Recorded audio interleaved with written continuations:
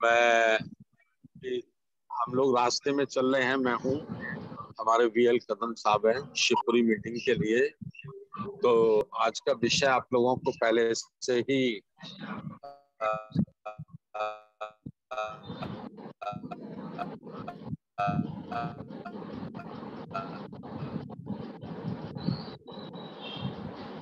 लिखित किया हुआ है।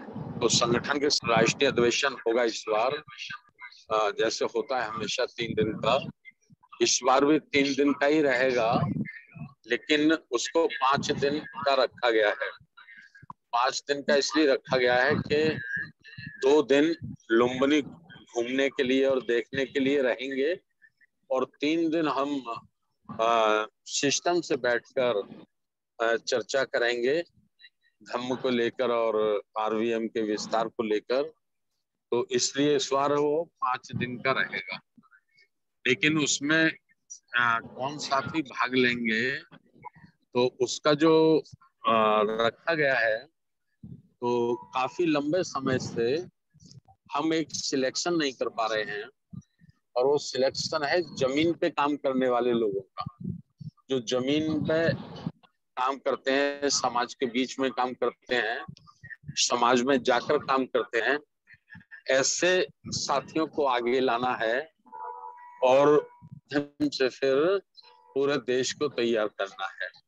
तो इसलिए इसका ये रखा गया है कि 100 मेंबर, जो साधारण मेंबर है, 100 रुपए मेंबरशिप 1 वर्ष का, तो जो व्यक्ति 100 मेंबर बनाएंगे, तो उनको उसमें लुम्बिनी वाले प्रोग्राम में चलना होगा। उसके लिए वो अधिकृत होंगे। और उसमें राज्यवार भी टारगेट रखा गया है, जो सेंटर ऑफिस से फोन के माध्यम से आप लोगों को बताया जा रहा होगा कि किस राज्य से कितने लोगों को उसमें भाग लेना है, और उनके नाम, पते, एड्रेस, टेलीफोन नंबर आपको अभी से सेंटर ऑफिस में देने हैं, जिससे उनसे बातचीत करके उनका सीधा मेंबरशिप की किताब उन तक पहुंचाई जा सके और उनको मोटिवेट किया जा सके और उनका सुपरविजन किया जा सके। एक तो यह है जिस पर आपको चर्चा करनी है। दूसरा यह है कि जिला वाइज, संभाग वाइज और राज्य वाइज आप लोगों को बहुत जल्दी से जल्दी कमेटियों का गठन करना है। तो ये 2 प्रमुख मुद्दे हैं जिनको लेके आप लोगों को चर्चा करनी है, क्योंकि हमारी 10 बजे से शिवपुरी में मीटिंग भी है। हो सकता है मैं ज्यादा समय आप लोगों के बीच में ना रहूं। अगर मीटिंग शुरू हो गई तो उसमें रहूंगा, लेकिन आप लोग चर्चा कराइए। और मेरी अनुपस्थिति में हमारे राष्ट्रीय कार्यकारी अध्यक्ष जी मास्टर बादल सिंह बौद्ध साहब आपके कार्यक्रम में रहेंगे अध्यक्ष के रूप में, तो वो आप देखेंगे। तो इन्हीं 2 मुद्दों पे आपको बहुत ज्यादा करना है। तीसरा यह है कि जो सांची प्रोग्राम के जो कूपन साथियों को दिए गए हैं, तो कटे या न कटे, जैसे भी हैं, जिस भी दशा में हैं, वो जल्दी से जल्दी उनको सेंटर ऑफिस आगरा भेज दें, जिससे आय व्यय का पूरा ब्यौरा बनाकर तैयार किया जा सके और अपने जिम्मेदार साथियों के समक्ष उसे अवलोकन हेतु प्रस्तुत किया जा सके। तो इन 3 बिंदुओं पे आप लोग चर्चा कराएं। और मैं आज के कार्यक्रम का संचालन कर रहे अपने राष्ट्रीय उपाध्यक्ष धम्म प्रिय एम प्रशांत साहब से निवेदन करता हूं कि वो विधिवत संचालन शुरू करें। बहुत बहुत धन्यवाद।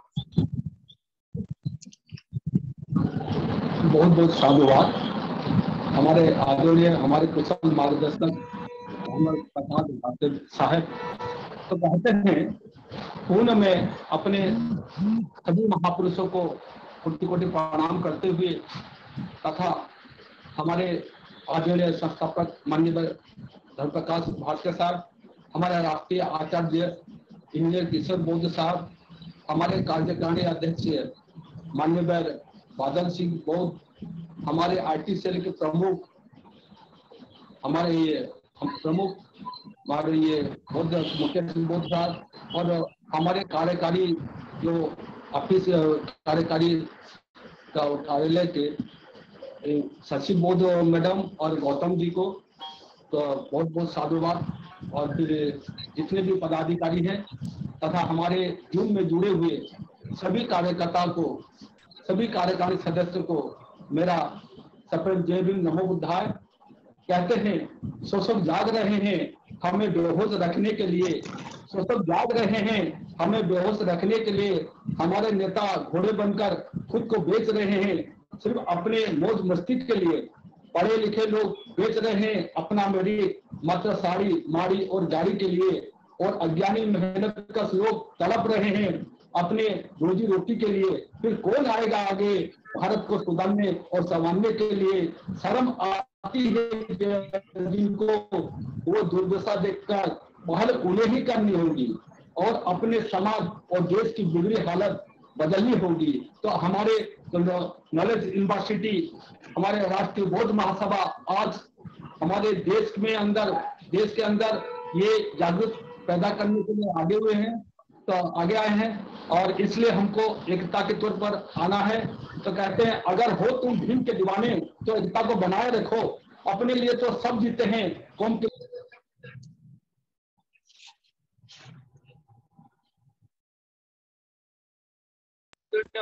तजुर्बेकार अनुभवी जवान बादल सिंह साहब को मैं अनुरोध करता हूं वो इसके बारे में चर्चा करें।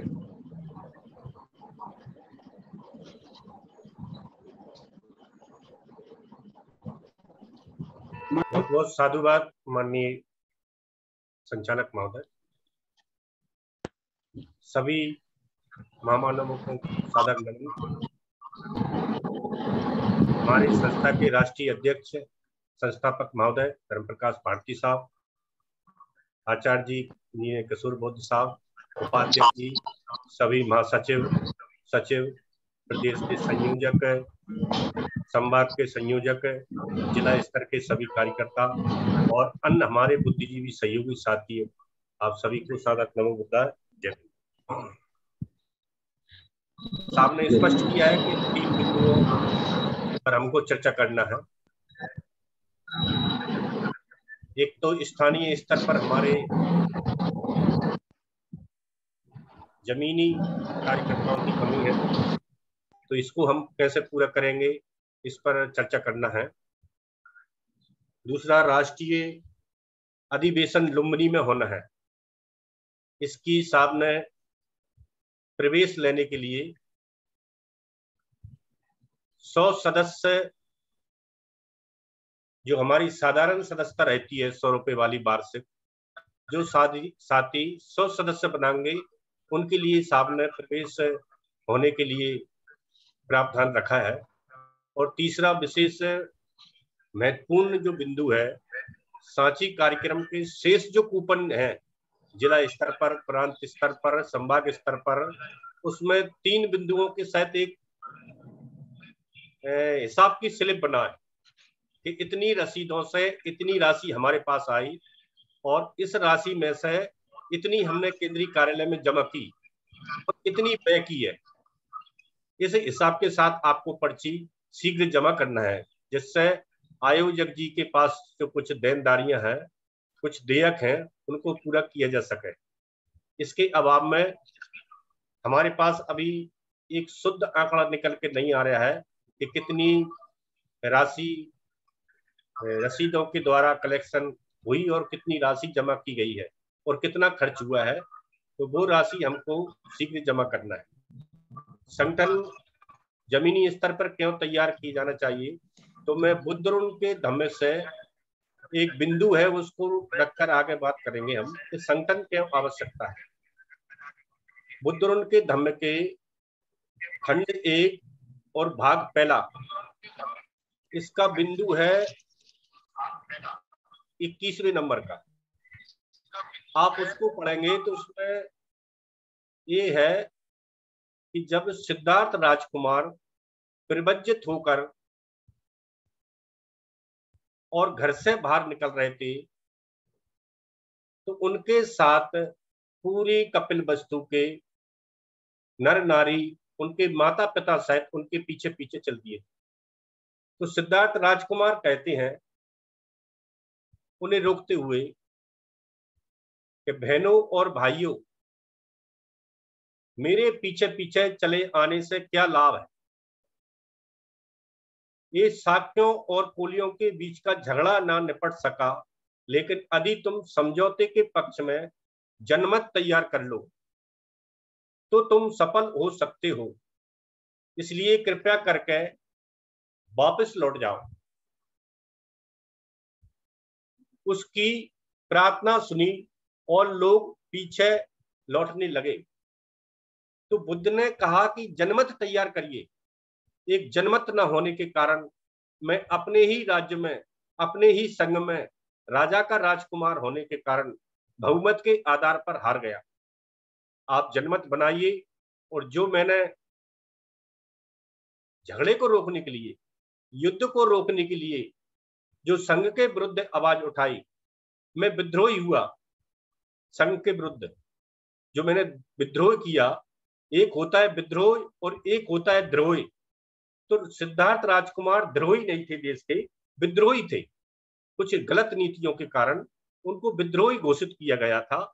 द्रोही, देशद्रोही अलग होता है और विद्रोही अलग होता है, दोनों मीनिंग अलग।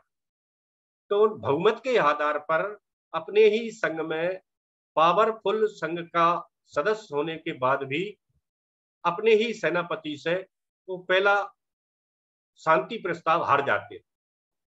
तो इसी की अपील करते हैं कि मेरे पीछे चले आने के लिए आप इतने आतुर न हो। उससे ज्यादा अच्छा ये है कि आप जनमत तैयार करिए, और जो आवाज मैंने उठाई थी वो आवाज आप अपने संघ में उठाइए। और उसकी सिद्धार्थ राजकुमार की इस प्रार्थना को सुनकर पूरा जो समाज था वो लौट गया। और जो सिद्धार्थ राजकुमार ने एक बात रखी थी कि कोलिये और शाक्यों के बीच झगड़ा न हो और समझौते के आधार पर दो दो व्यक्ति दोनों राज्यों के बुलाए जाएं, और एक जुडिशियरी के लिए शाक जो उनके ऊपर जो एक और दूसरा राज्य था उससे एक व्यक्ति को चुना जाए मगध से। ऐसा ही हुआ। 4 व्यक्तियों को दोनों राज्यों से बुलाए गए और 2 व्यक्ति मगध राज्य से बुलाए गए। 10 व्यक्तियों ने वो फैसला लिया जो फैसला सिद्धार्थ राजकुमार गौतम चाहते थे। उसके बाद युद्ध विराम हुआ और युद्ध विराम के बाद शांति प्रस्ताव घोषित हुआ। आज के दौर में हम देखते हैं कि संगठन के अभाव में हमारे साथ कौन कौन सी कंट्रोवर्सी होती है, हमारे अर्थों का अनर्थ निकाला जाता है। वर्तमान का मुद्दा देखिए आप, प्रोफेसर रतन लाल के साथ क्या हुआ, क्या हासिल हुआ है, ये संगठन के अभाव में हुआ है। अगर हम संगठित नहीं होते, यही संगठन की बात संगठित न होने के कारण कबीर साहब ने कहा है कि मैंने देखा एक अचंबा मुर्दा रोटी खाए। उन्होंने समाज को क्या कहा? मुर्दा। ये समाज मृत है, मुर्दे की तरह रोटी खाता है। इसमें किसी प्रकार की कोई फीलिंग्स नहीं है, कोई एक्टिविटी नहीं है। इसके ऊपर विभिन्न प्रकार की एट्रोसिटीज होती है, शोषण होता है, लेकिन ये चुपचाप सबको सहन करते हुए खाता पीता रहता है, एक मुर्दे की तरह पड़ा हुआ है, अचल पड़ा हुआ है। तो कबीर साहब ने कहा कि मैंने देखा एक अचंबा मुर्दा रोटी खाए और समझा है इसे समझे नहीं।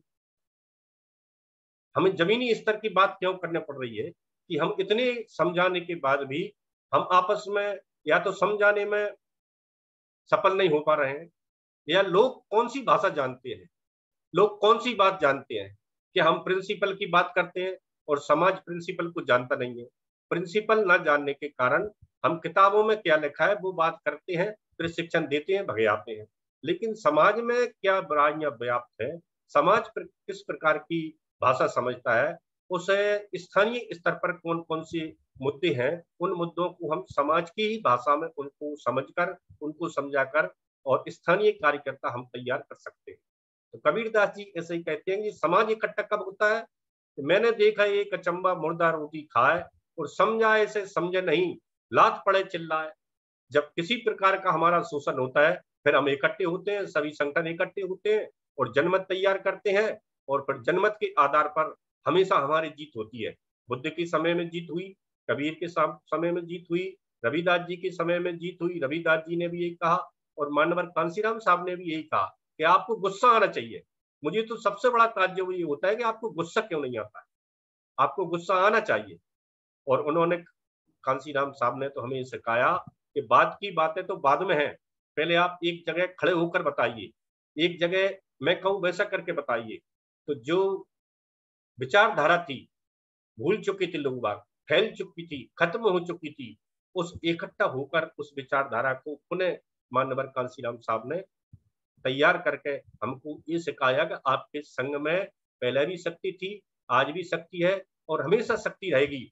बहुजन समाज पहले भी 85% था, आज भी 85% है, 90% होने वाला है।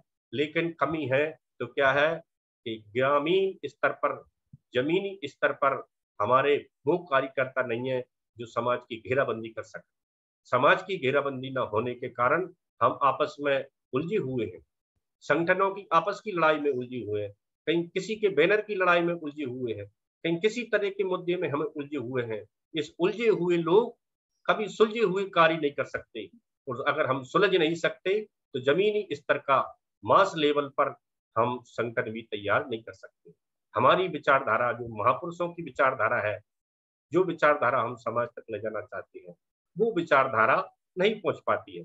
ये समाज में न होने के कारण सभी महापुरुष, बुद्ध भी अपना पहला जो वैचारिक द्वंद्व था उसको हारे। आज देश में वैचारिक द्वंद्व उस तरीके से लड़ा जा रहा है, उसको हम लड़ाई समझते हैं। ये लड़ाई मैदानी स्तर की नहीं है, ये वैचारिक द्वंद्व की लड़ाई है। बुद्ध इसको हारे प्रथम तौर पर, फुले इसको हारे प्रथम तौर पर, उनका अपमान हुआ। साहू जी महाराज हारे, उसका उनका अपमान हुआ। कबीर साहब ने दोनों जो उस समय के संप्रदाय थे उन दोनों समुदायों को ललकारा, चाहे हिंदू हो या मुस्लिम हो। रविदास जी ने भी कहा कि साधु संगत आओ मिल बैठो जैसे मधु मखीरा। उन्होंने कहा कि अगर आप छोटे छोटे भी हैं और आप एक साथ रहते हैं और एक साथ मिलकर आप डिफेंस भी कर सकते हैं और अटैक भी कर सकते हैं, तो डिफेंस और अटैक की कला आपको आना चाहिए।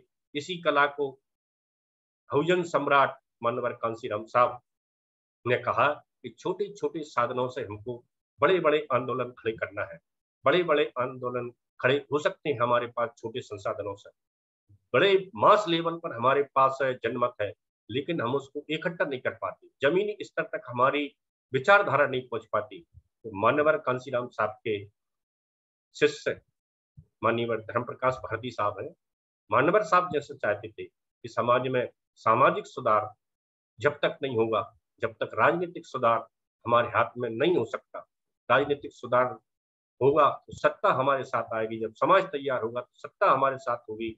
और हम हमारा धार्मिक शासन जब तक समाज में लागू नहीं करेंगे, प्रति व्यक्ति तक हम ईमानदारी से नहीं जाएंगे, जब तक हमारे पास किसी भी प्रकार के संसाधन आने की कोई संभावना नहीं है।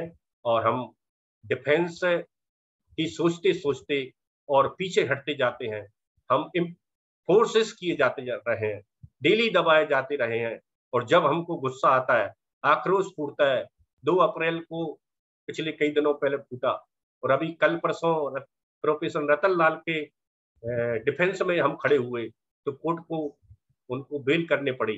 आर्गूमेंट्स जो अधिवक्तागण थे 30 हजारी कोर्ट ने उनके आर्गूमेंट सुने और आर्गूमेंट के आधार पर उनको बेल प्राप्त हुई। तो जनमत आज भी है, सिर्फ हमारे पास संगठन की कमी है। तो स्थानीय कार्यकर्ताओं के लिए हमारे प्रदेश के सभी संयोजकगण हैं, वो अपने अपने जिले से इसके लिए पैनल, अगर एक व्यक्ति नहीं निकलता है तो पैनल में आप नाम 3-3 नाम निकालिए। पैनल में 3 नाम हम कैसे निकालेंगे? स्थानीय स्तर पर विवादित ना हो व्यक्ति, समाज उसका अनुसरण करता हो, उसका आचरण भाईचारे वाला हो, मित्रता वाला हो, धार्मिक हो और समाज को समझाने वाला हो समाज की भाषा में, और समय देने वाला हो, और वक्त आने पर आर्थिक रूप से भी संगठन को सहयोग कर सके और अपने काम भी कर सके। अनुशासनात्मक रूप से, इसको ही अनुशासन कहते हैं, जो इतने कार्यों को समाज में रख सकता है, वह व्यक्ति ग्रोस रूप में हम तैयार कर सकते हैं। तो हमारे जितने भी कमिश्नरी में हमारे जो अध्यक्ष हैं उनको अपने जिले के पैनल बना के देना होगा, घूमना पड़ेगा, प्रत्येक जिले में घूमना पड़ेगा। हमारे राष्ट्रीय अध्यक्ष महोदय जिस प्रकार हमारे मध्य प्रदेश के ग्वालियर चंबल संभाग में दौरा कर रहे हैं, अभी भी दौरे पे हैं। कल ग्वालियर में उन्होंने इसी कार्य के लिए 2 मीटिंग की, आज भी 2 मीटिंग है, कल भी 2 मीटिंग है और लगातार मीटिंग चल रही है। ऐसे सभी साथी आप घर से निकलिए, गर्मी मत समझिए। जैसे साहब ने कहा था कि सुखद आंदोलन हम चलाना चाहते, सुखद आंदोलन जून पर बैठकर घर में रहकर कुछ बहाने बनाकर सुखद आंदोलन नहीं चल सकता। अभी बहुत गर्मी है, अभी नहीं, फिर बाद में बरसात आ जाएगी, बरसात है अभी नहीं, फिर सर्दी पड़ने लगेगी, सर्दी बहुत है, सर्दी नहीं, मैं बीमार हूं। इस प्रकार के कार्य होने के कारण हमारा जो उद्देश्य है स्थानीय स्तर पर कार्यकर्ताओं को ढूंढने का, वो उद्देश्य है, उस उद्देश्य को हम पूरा नहीं कर सकते। इस प्रकार से हमको ग्रॉस स्तर पर स्थानीय कार्यकर्ता तैयार करना है, पैनल में नाम देना है, प्रदेश स्तर के भी पैनल में नाम देना है। इन बिंदुओं के आधार पर राष्ट्रीय अध्यक्ष महोदय अपनी सर्वसम्मति से बहुमत के आधार पर, सबसे सहमति के आधार पर उन्हें जिला स्तर से आपकी सहमति के आधार पर गठन होगा, आपकी सहमति के आधार पर कमिश्नरी में गठन होगा, आपकी सहमति के आधार पर प्रदेश में गठन होगा। तो उसमें लोकतांत्रिक तरीका भी बना रहेगा और सबकी सहमति के आधार पर गठन भी होगा। राष्ट्रीय अधिवेशन जो लुम्बिनी में है, अब हम थोड़ा उस पर चर्चा कर लेते हैं। जब से राष्ट्रीय बौद्ध महासभा की स्थापना हुई है, तब से लगभग पहला और दूसरा अधिवेशन छोड़कर शेष सभी अधिवेशन में जाने का मुझे अवसर प्राप्त हुआ है। मेरे साथ प्रकृति ने साथ दिया है कि किसी कारण की मेरे साथ ऐसी कोई समस्या नहीं आई कि मैं किसी अधिवेशन में नहीं जा सका हूँ। पहले और 2 अधिवेशन में मैं नहीं जुड़ पाया था, लेकिन मेरी तमन्ना सच्ची रहती है कि मैं सभी कार्यों को छोड़कर मैं अधिवेशन में शामिल होना चाहता हूँ। कंटिन्यू मैंने 12 अधिवेशन देखे हैं, 12 अधिवेशन, इसमें साल भर का हम लेखा जोखा रखते हैं कार्यकर्ताओं के बीच 2 दिन कि साल भर हमने क्या किया और अगले साल हमको और क्या करना है, उसका हम प्रतिवेदन तैयार करते हैं।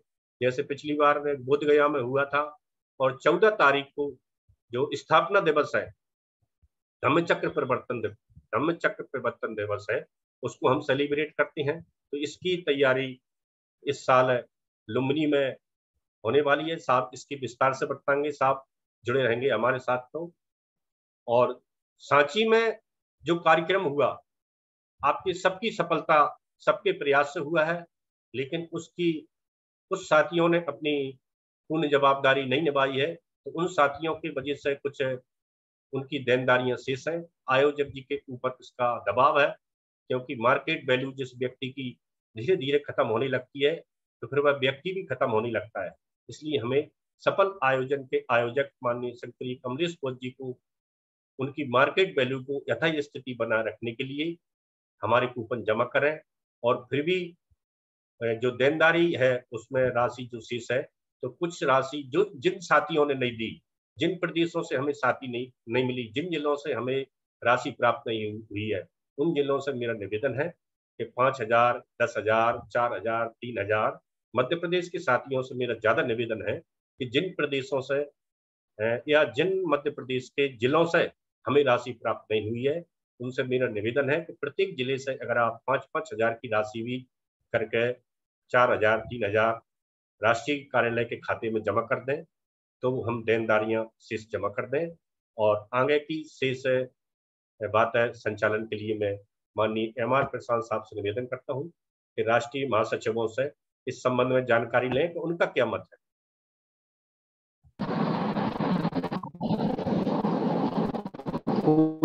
साधुवाद।